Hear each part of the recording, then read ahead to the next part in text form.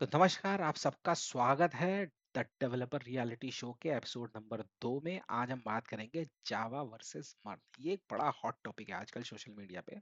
जितने भी ये मर्न डेवलपर्स हैं, इनको ऐसा लगता है कि जावा, डॉट नेट और ये जितनी भी old so called old technologies हैं, ये मार्केट से जा चुकी है। जो भी इन पे काम कर रहा है वो बेवकूफ है। तो आज इसके बारे में थोड़ा समझने की कोशिश करें कि सच में इस बात में सच्चाई। मैं खुद एक जावा डेवलपर हूँ, तो I know it very well. और मैंने जावास्क्रिप्ट पे भी काफ़ी काम किया है, और भी मैंने नोड जेएस पे, मैं नोड जेएस को भी जानता हूँ। एक्सप्रेस वगैरह और रिएक्ट वगैरह पे मैंने कभी फ्रंट एंड पे काम नहीं किया। एंगुलर पे मैंने एक बार काम किया है, बट आई नो, मतलब मैं दोनों कुर्सियों में बैठ चुका हूँ, तो मुझे काफ़ी हद तक आइडिया है। तो पॉइंट पे डिस्कस करते हैं। चलो, तो सबसे पहले समझते हैं कि आजकल ये जो मर्न के डेवलपर्स हैं ना, इन्होंने ऐसा माहौल बना रखा है कि भाई जो हैं हम ही हैं। बाकी जावा मार्केट से जा चुकी है। पाइथन सबसे ज़्यादा यूज़ होने वाली लैंग्वेज है, और सबसे ज़्यादा जेएस यूज़ होती है। हम फ्रंट एंड भी बना देंगे, हम बैक एंड भी बना देंगे, हम सब कुछ चला देंगे। देखो, बात ये है कि तुम प्रोजेक्ट बना लो कुछ भी, लेकिन पैसा तो तुम्हें वही बनाने में मिलेगा जो एंटरप्राइज, जहाँ से पैसा आता है, जो कस्टमर को चाहिए। तुम वो बनाओगे तब पैसा मिलेगा ना। और भाई मैंने कुछ पॉइंट लिख रखे हैं, मैं देखता हूँ। ये जो अभी भी जो एंटरप्राइज एप्लीकेशन है, उनका जो कोर बिजनेस लॉजिक है, 90% दुनिया में जितनी बड़ी एप्लीकेशन है, अभी भी पूरा इंफ्रास्ट्रक्चर जावा पे लिखा हुआ है। तुम टीसीएस उठाओ, इन्फोसिस उठाओ, जेपी मॉर्गन, आईबीएम, नेटफ्लिक्स, सबका बैकएंड, सर्विस बेस्ड कंपनियां जो अपने क्लाइंट के लिए काम भी कर रही हैं, सब जावा पे लिखा हुआ है भाई। सब कुछ जावा पे लिखा हुआ। पेमेंट गेटवे ले लो, ट्रांजैक्शन सिस्टम ले लो, मिडलवेयर ले लो, इंटीग्रेशन ले लो, एंड्रॉयड का इकोसिस्टम ले लो, सब जावा पे लिखा हुआ है। क्या तुम सब माइग्रेट कर दोगे मर्न के ऊपर? तो देखो, यही मैंने पॉइंट यहाँ पर भी लिखा है कि जितना एंटरप्राइज सिस्टम है, बैंकिंग सबसे बड़ा भाई, बैंकिंग सिस्टम जावा पे लिखा हुआ है। 90% payment gateway, transaction engine, telecom का काम, एंड्रॉयड का इकोसिस्टम, सब कुछ, क्लाउड की एपीआई, स्प्रिंग, इतना बड़ा है जावा। जावा से बड़ा कुछ है नहीं भाई। मैं तुम्हें बता रहा हूँ, जावा लैंग्वेज अपने आप में बहुत बड़ी है, उसका सपोर्ट बहुत ज्यादा बड़ा है, और उसके जो फ्रेमवर्क्स हैं, इतने फ्रेमवर्क्स कहीं है ही नहीं भाई। स्प्रिंग बोर्ड भी नहीं, बूट स्प्रिंग जो है अपने आप में एक बड़ी सी दुनिया है। तो उसी के जो कंपोनेंट्स हैं वो पढ़ते पढ़ते थक जाओगे, इतना बड़ा है। तो जावा को क्या रिप्लेस किया जा, अभी आने वाले अगले 50 साल तक तो कम से कम नहीं रिप्लेस किया जा सकता है, क्योंकि जावा ने ही आईटी को खड़ा किया है भाई। तो जावा को, तुम डॉट नेट को एक बार बोलो कि हाँ चला जाएगा, क्योंकि उसमें माइक्रोसॉफ्ट के, उसमें रिस्ट्रिक्शन है कि माइक्रोसॉफ्ट की टेक्नोलॉजी के साथ ही चलेगा, मैं मान लूंगा। लेकिन वो भी भैया माइक्रोसॉफ्ट की टेक्नोलॉजी है, तो उसको भी रिप्लेस कर पाना इतना आसान नहीं है। और बहुत अच्छा है, डॉट नेट के प्रोजेक्ट्स वगैरह भी बहुत अच्छे हैं। उसके बाद जब तुम लार्ज सिस्टम बनाओगे, तो क्या मन पे लार्ज सिस्टम बना लोगे तुम, million of trillion of users के लिए मन पे सिस्टम बना लोगे? क्या नोड जेएस के अंदर इतनी ताकत है? I don't think so. तो कुछ पॉइंट जो है, ऐसा नहीं कि मर्द एकदम बेकार है, मतलब मैंने अभी थोड़ा हाइपोथेटिकली थोड़ा बोल दिया कि मर्द अच्छा है। अगर आप फ्रेशर हो और मर्द सीख रहे हो, इट्स नॉट बैड। लेकिन तुम ये मत कहो कि वो आकर के डॉट नेट जावा को रिप्लेस कर देगा, ऐसा नहीं होने वाला है। इसको जल्दी सीखा जाता है। सबसे बढ़िया बात जो मन किया है, तुम्हें जावा स्क्रिप्ट, टाइप स्क्रिप्ट ठीक से सीख लो, तुम्हें और कुछ सीखने की जरूरत नहीं है। और उसमें भी बहुत थोड़ा, जैसे जावा में बहुत सारे रूल्स हैं, उसका स्पेसिफिकेशन बहुत बड़ा है, इतना नहीं है। यहाँ पर फ्लेक्सिबल बनाया गया है, कहीं भी खटाक से लग जाता है।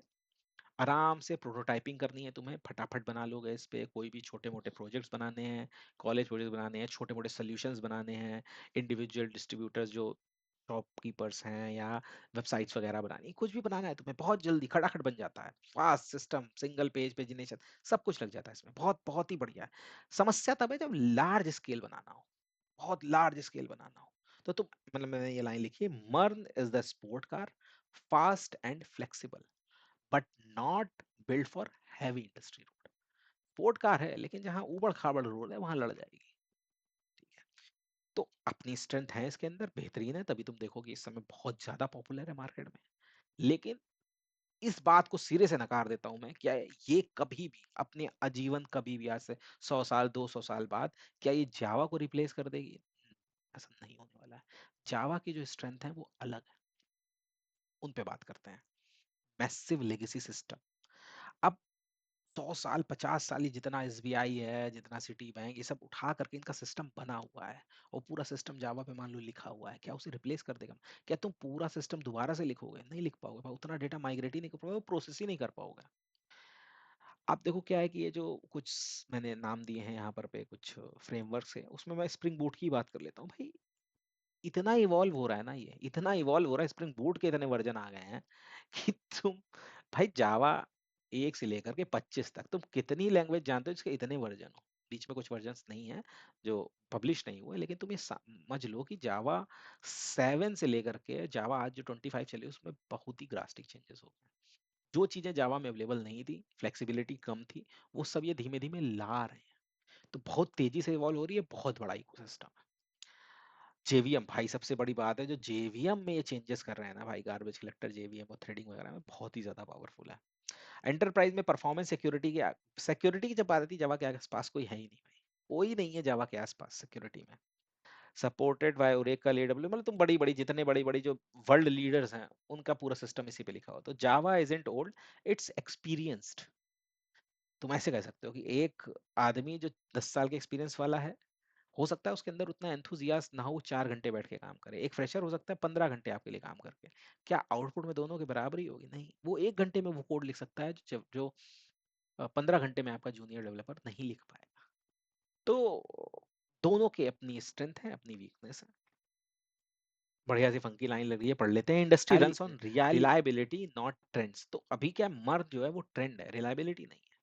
मर्द is for speed, Java is for stability. You build projects with मन, बट अगर कंपनी खड़ी करनी है तो जावा पे ही बनेगी भाई। अभी समय जो मैंने ये बढ़िया सी लाइन लिखी है, the world's economy still runs on Java. तो मैंने सोशल मीडिया पे देखा है कि ये जो फ्रंट एंड वाले हैं और मोस्टली जो फुल स्टैक, जो मर्द वाले हैं, मर्द वाले अपने आप को मर्द नहीं कहते, कहते हैं फुल स्टैक डेवलपर है। तो ये मार्केट में चिल्ला चिल्ला के ये प्रूफ करने के चक्कर में है कि भैया हम हैं। ये बैकएंड वाले कुछ नहीं करते, बैकएंड वाले तो एपीआई बनाते हैं, बेवकूफ है। फ्रंट एंड वाले ये चीज प्रूफ करने पे लगे हुए हैं कि भैया फ्रंट एंड कठिन है, तुम लोग जबरदस्ती इसको आसान समझते हो। ये बात वीडियो में, इंस्टाग्राम में, यूट्यूब में, सब जगह चिल्ला चिल्ला के पूरी दुनिया को बता रहे हैं कि भाई front end is tough, back and is easy.